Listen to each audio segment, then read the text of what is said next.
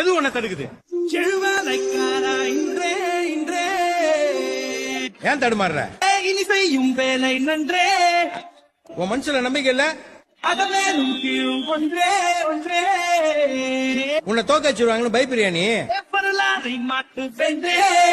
அப்ப விட்டுட்டேன், இப்ப தோணுது ஜெயிக்கணும்னு. முடியாதா கோச்? அப்ப நாங்கெல்லாம் வேஸ்டா?